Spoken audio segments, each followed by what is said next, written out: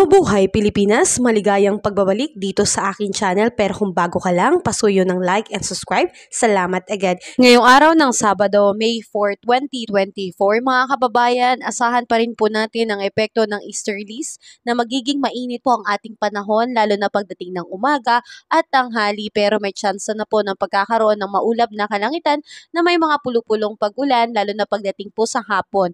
Asahan po natin, lalo na po dito sa Metro Manila at sa malaking bahagi po ng Luzon ang epekto po ng easterlies. So generally fair weather po ang ating mararanasan lalo na pagdating ng umaga, pero asahan pa rin po na napaka mainit po o maalinsangang panahon ang ating mararamdaman. Pero pagdating nga po ng hapon ay may tsansa na po ng pagkakaroon po ng maulap na kalangitan na merong pulupulong pag-ulan, kulog at kidlat, kaya yung mga prone areas po natin dyan ay pinag-iingat dahil may tsansa po ng pagkakaroon ng flash flood and landslide kung magiging severe po ang pag-ulan. Samantalang mga kababayan, asahan naman po natin dito sa Visayas at Mindanao ay patuloy pa rin po na magiging maaliwalas, maganda ang panahon, pero mararamdaman pa rin po ang epekto ng init na ating nararanasan ngayon.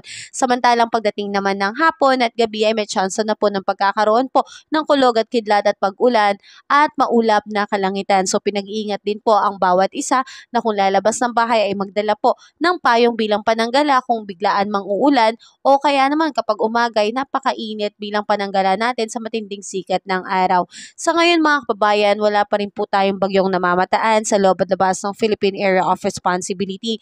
Ngunit tinataya po na merong 1 hanggang 2 bagyo ang papasok ngayong buwan ng Mayo. Patuloy pa rin po tayo maging updated sa ating ulat panahon at pagdating naman po sa ating heat index update, ang pinakamataas pa rin po ay ang Dagupan na merong 47 degrees Celsius, samantalang ang Apari, Cagayan naman ay aabot ng 46 degrees Celsius. So marami po sa ating lugar ay nasa extreme caution po na aabot ng 33 to 41 degrees Celsius na posible pong makaranas ng heat cramps, exhaustion at pagkakaroon po ng heat stroke lalo na sa matinding pagbababad sa sikat ng araw. Samantalang marami pa rin po sa lugar natin ay ang nasa 42 to 51 degrees Celsius, yan po yung dark orange na nasa danger threshold. Kaya pinag-iingat po ang lahat, ugaliin nating uminom ng tubig ng sapat upang hindi po tayo ma-dehydrate at umiwas po sa napakatinding sikat ng araw lalo na sa oras ng 10 a.m. to 4 p.m. So ingat po tayo mga kababayan. Kung nakatulong sa iyo ang video na to, please like and subscribe. Salamat at ingat ka parati, kabayan.